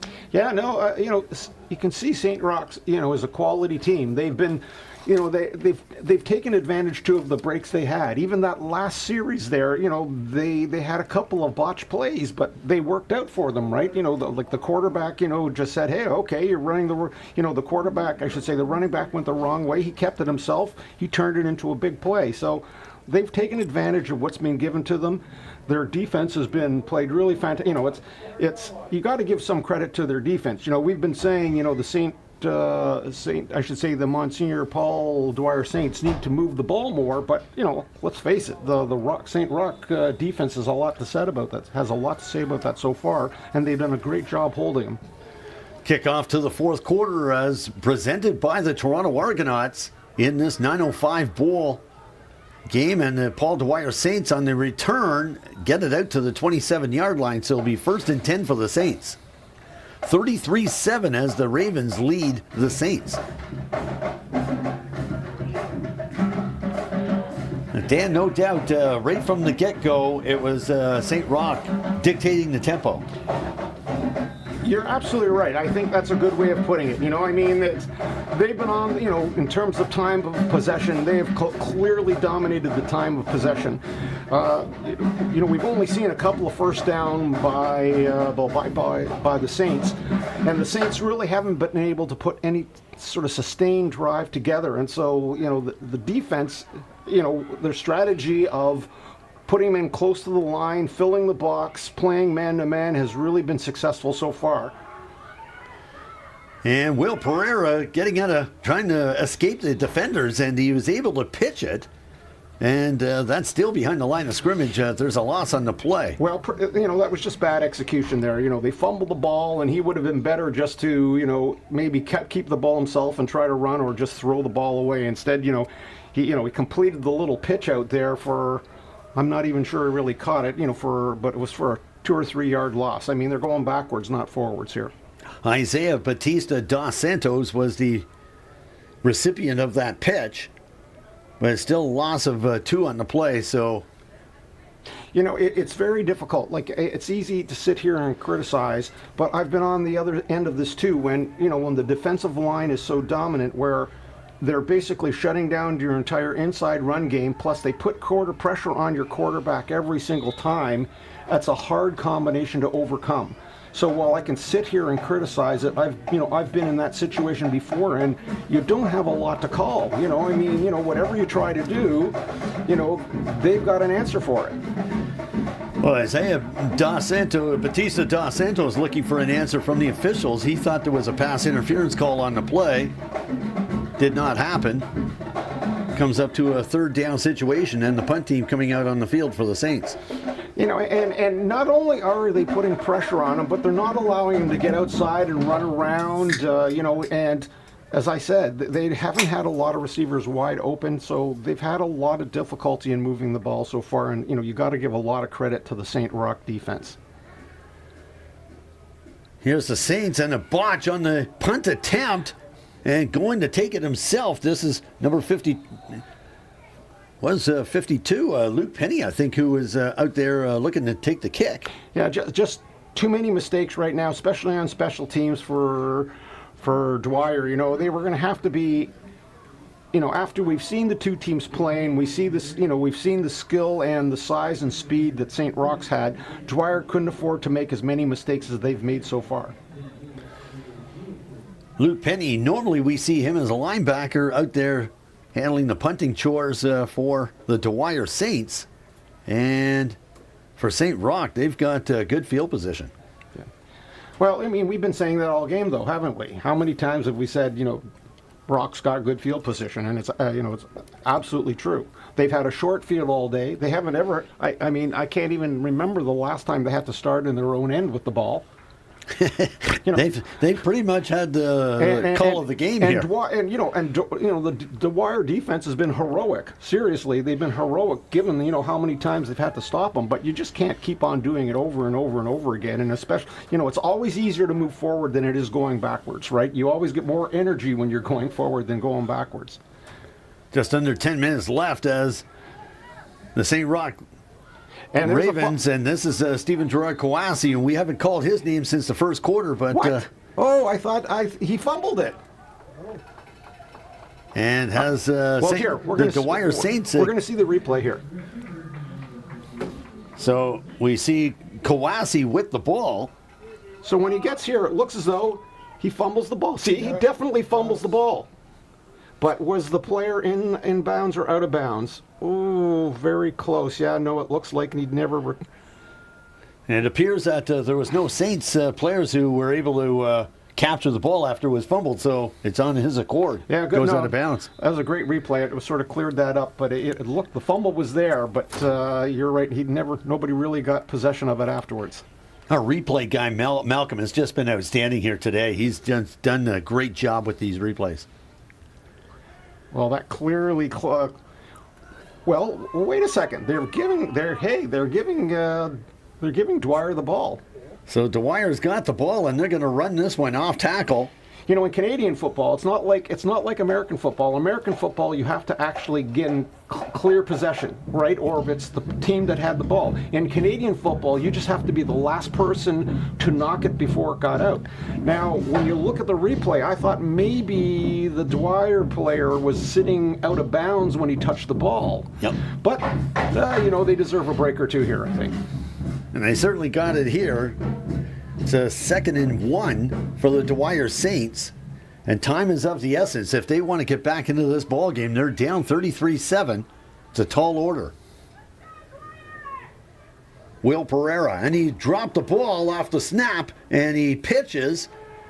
And that small pitch still leads to a loss on the play.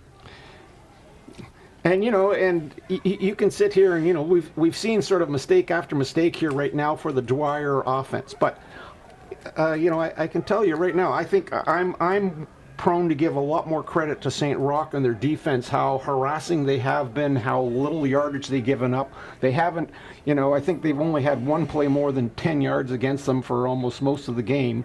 They've been the dominant force in this game, so if I have to give a most valuable player award, I'm giving it to the defense for St. Roch, because they've completely shut down Dwyer, and like I said, the Dwyer defense has been heroic, but they just can't keep on giving the ball up time after time. And they do such a great job. Players like Jaden Pinto and King Crossman, Kamari Thompson, and St. Roch looking to pick up the ball. This is Jaden Pinto with the ball. He cuts inside, and he sees an opening. He's just got a couple of defenders that get by. He does. He looks to go to the end zone. So off special teams, Jaden Pinto puts up another 6 on the board for the St. Roch Ravens. We haven't heard that before, have we, this game? Special teams or gets another touchdown? Like, again, it's not, it's the defense doesn't give it up, I understand, first of all, they were all standing there looking at the ball, but, it's really a shame because it looks as though they're getting blown out in this game and the defense isn't performing, but that's not the case at all. Wow. That is quite a punch to the Oshawa Paul Dwyer Saints. And the kick team out on the field for the convert.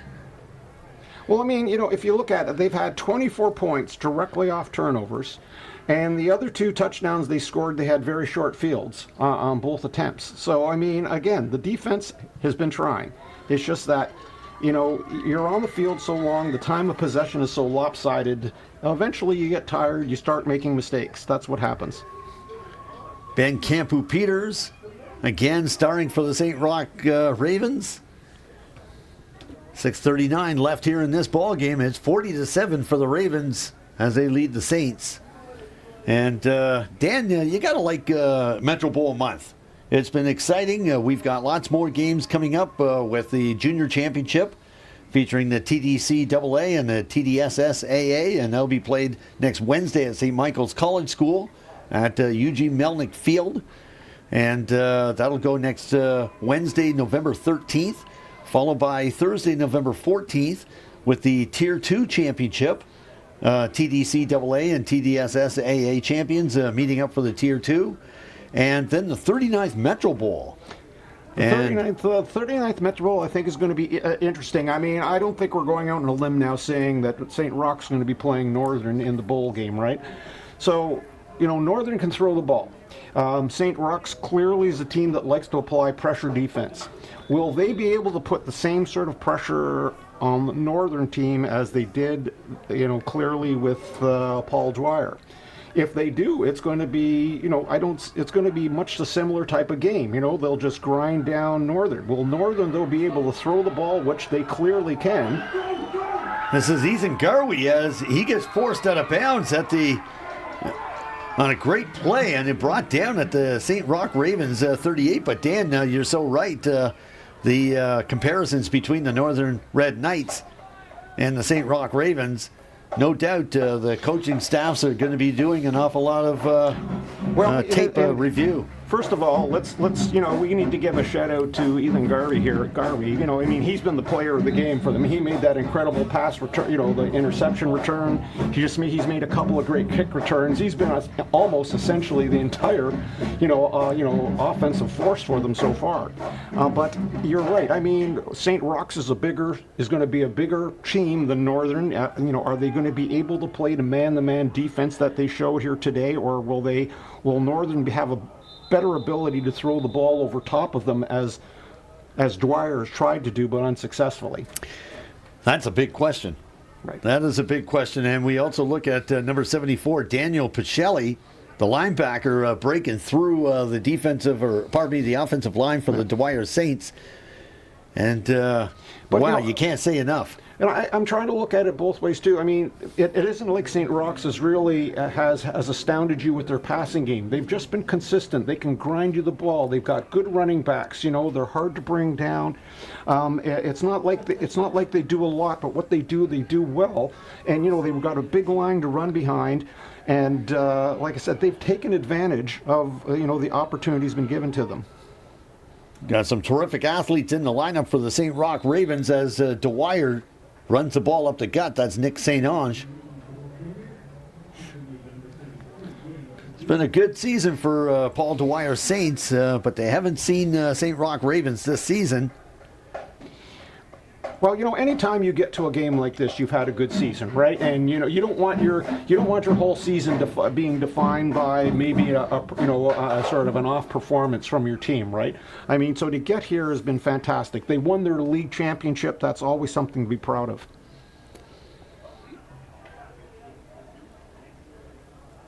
And looking at this is Daniel Sippel, who is now in the lineup for the Oshawa Paul Dwyer Saints. He has now taken over as quarterback for the Saints. That wasn't a bad idea. He just needed to throw it quicker and more on a line, and he had the receiver there in the seam. As I said, the seams have been open, especially if you can get by the initial bump of the defensive backs. And that's the one thing I'm not sure St. Roch's is going to be able to do as successfully against the Northern team. I think they have a much better set of receivers, and they clearly have a quarterback that can throw the ball. So will they be able to play the same pressure style? That's what will be interesting to look at next week when we watch the game. Looking at A.O. Coyote, making an attempt to take away the ball. Good athleticism in the defensive secondary for the St. Roch Ravens. And we rave about their offense, but their defense has been outstanding.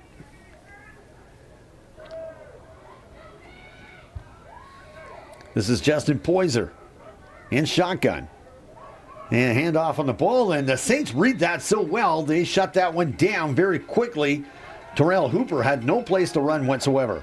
Well, and again, like I said, I just at the risk of just saying the same thing over and over again, look at this team, this defense. They have, the game is over. They don't have a lot to play for, but they're hanging in there every play. They're going hard. The defense has got pride, and they're really showing it out there.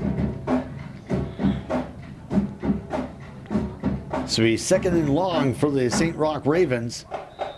Some terrific athletes in the lineup for the Dwyer Saints as well, and it's they're out there right now. That defensive unit has played very hard for the entire game. 2:58 and counting. St. Roch leading 40-7. Handoff. They're going to drive this one up the gut. And that's a gain of about 6 on the play. And they don't, and to be fair, let's face it, they don't have to do anything but hand the ball up of the middle, and even if they have to punt, just punt, because like I said, their defense has played so well, they can trust their defense to give them back the ball, and we're late in the game, and they're getting a chance now to put a few extra players on the field. But full credit to St. Roch for a good game on both sides of the ball, special teams, everything. They've done everything well today, and they're full value for the win today.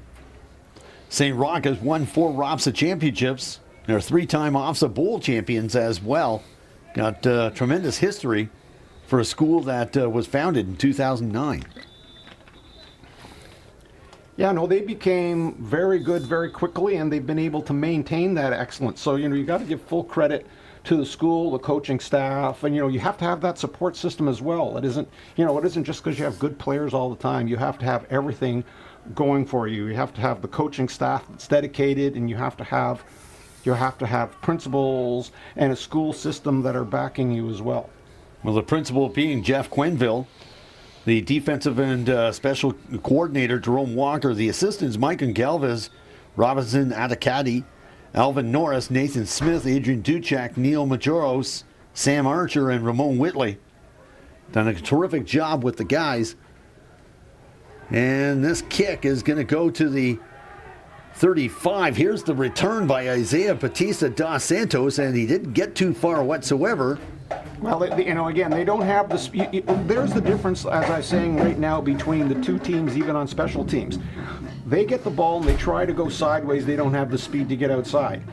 we've seen St. Roch, even though they have speed, what is the first thing their receivers do? They get up the field. And then once they break through that initial level of containment, then they get, if they get through that, then they're off to the races. But they get upfield, they get some positive yardage, they're not going sideways, they're not being thrown for a loss.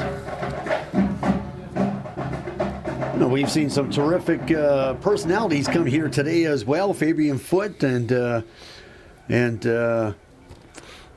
number of other players from the Toronto Argonauts. Matt Black, the retired Toronto Argo. Jason Pottinger, and don't forget Jason Calero, who I call the brand of the Toronto Argonauts, coming here today. He's been involved for a long time with the Argonauts in this city. Almost 40 years. He's one of the longest tenured employees with the Toronto Argonauts, him and Danny Webb. So that's a second down situation for the Dwyer Saints as the clock continues to wind down, 1:45 and counting. And Dan, it's been actually tremendous to have you here on the broadcast here today, and certainly look forward to working with you next week up at York University. Well, it's always a lot of fun doing these games, and you just can't help but get sort of swept up in the enthusiasm that the players have, and they love competing, they love playing for a championship, and this course is giving them a chance to go to the Metro Bowl and possibly to Offs, and they'll be going to Offs as well. They're going to hand off the ball, and it'll go for about a yard or two on the carry. That was Lucas Findlay, the fullback, and we haven't called his name at all in this game. So a lot of the depth chart players are getting a chance to play here in the latter stages of the game, Dan. Mm-hmm. But really, that play's sort of emblematic of what this has been, what's been the issue for the for Dwyer all day long. I mean, they can't. If you can't run the ball, you can't move it up the middle. You're not fast enough to get to the outside, or at least you can't get the ball to that position to take advantage of the edges. And the quarterback is having to hurry his throws. I mean, so, give full credit to St. Roch for the defense they're playing and the style that they're playing it. This is Daniel Seppel, and he's able to get the pass off. It's picked off. This is number 16, O.J. Alubi. And Alubi has been a vital part of the defensive unit for the St. Roch Ravens. He's tackled just at the 43-yard line. And with 5 seconds left, the clock's going to wind down here to end this 905 Bowl Championship from Varsity Stadium in downtown Toronto. They're going to wind it down. And the Dwyer Saints are looking to come out on the field, but I think it's just one last play that will be made at the 40-yard line. Yeah, I guess there has to be one more snap, but certainly I'd like to thank all the sponsors, including the presenting sponsor of this 905 Bowl Championship, the Toronto Argonauts. Also a major shout out to NFL Canada, Area 51 Sports, University of Toronto Varsity Blues Football, York Lions Football, CIUT Radio 89.5 FM, Canadian Armed Forces, and the Royal Canadian Legion, and to our outstanding committee members and to the entire production crew who've done an outstanding job in facilitating these championships here today. And don't forget, Dan, next week, the Metro Bowl, the 39th Metro Bowl, featuring Toronto's Northern Red Knights against Brampton's St. Roch Ravens. Should be a good one. Yeah, I'm looking forward to it. I think it's an intriguing matchup, and we're going to get a chance to see if the defense can be as effective as they were today against Dwyer, as they will be against Northern. If Northern can pass the ball, then we're going to have quite an interesting game. It'll be outstanding. We're going to wrap things up here on CIUT Radio and YouTube, as it was a tremendous simulcast of the two games here today. For Dan Domenico, I'm Dana McKeel saying so long from Varsity Stadium in downtown Toronto. We'll see you next week from York University. Ooh, great job. Considering we had to live through that second half, that was tough. And, and the sun, and, looking at the...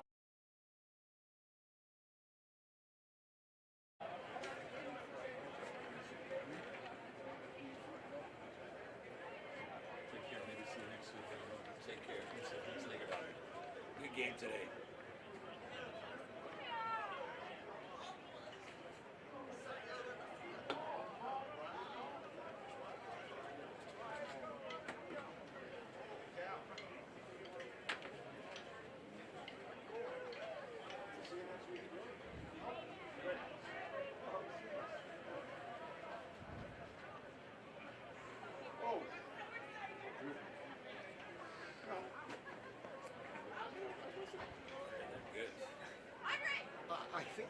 defense is great. I mean, heck, they played cover one almost all game. I mean, I thought their offense wasn't like, didn't really, I thought yeah. I mean, 22 is a great 13, and boy, 23. yeah. The two of them are both great 13, though. They're good. There's no doubt. But It's not, you know what? It's not like they scored a ton of points. They had 24 points directly off of turnovers, and the other 2 touchdowns were short fields. I mean, short fields. It's not like they were overwhelming. I mean, I thought the Dwyer defense really did a good job considering how long they were on the field. We now draw your attention to center field, where we welcome Dan D'Amico, George Curtis, Pat Riley, Peter Kiss, Brad Smart, and head coach of the Versus Blues football program, Adam Adams. I guess I'll be seeing you next week, right? Well, they run the, the Yes. jazz, the rocket, or Now whatever. I'd like to call the coach from Paul Dwyer to announce his MVP. But it's all the same thing. It's not like... Our MVP for today's game is number 7, Ethan Farwell.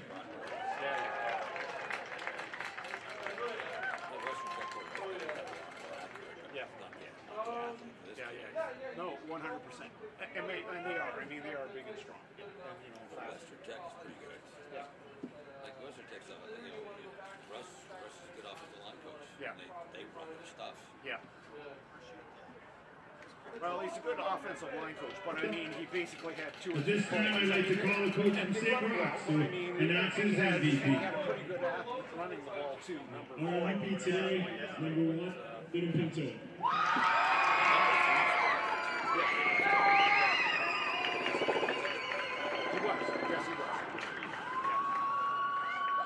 But I mean, he was early offense. I mean, pretty well. But like I said, I mean, other than the fact that Dwyer was miserable on offense, I mean, miserable. And again, was that just because Roch was that good on defense? Maybe, I would say probably yes, but, That was fun. it's going to be a good game, though. It's going to be an And interesting at this time, I'd like the captains from St. Roch to come and receive their banner and championship trophy from George Curtis, who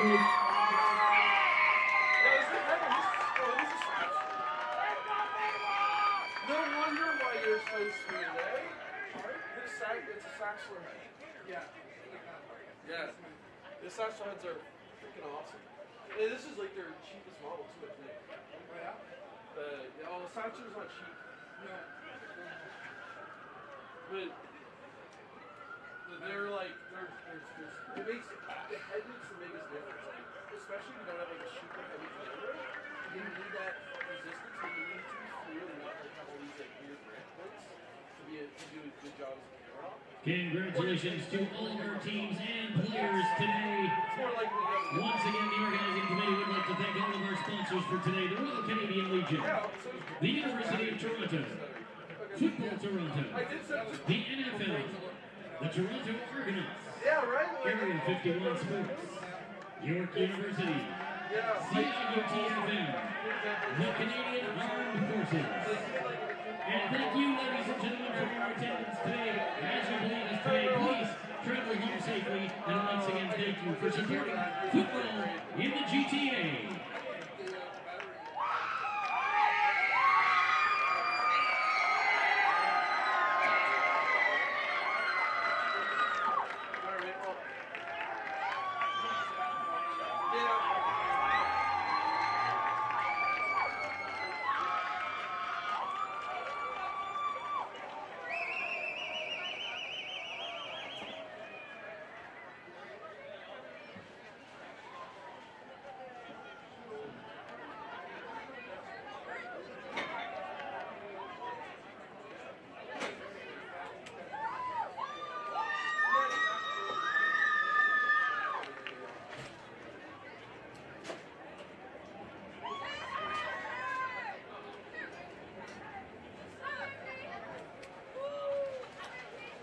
I'm gonna let the replays play out before I close the stream, just so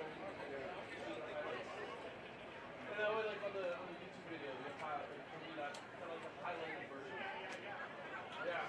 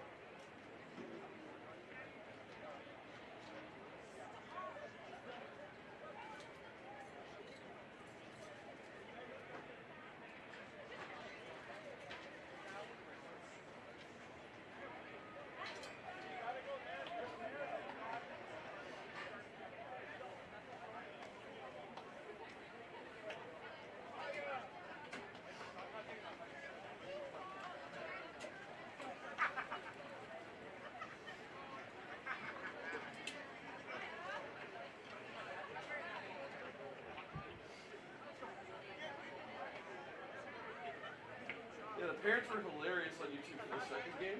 Oh yeah. Yeah. They're like Comments. they're like, oh, we're not talking about this. Like the commentators, and then they talk about this. And they're like, oh, let's go. Like, oh, warm up the bus. Like just like they were like a real NFL game or something. Yeah, they're into it. Oh, they were so into it.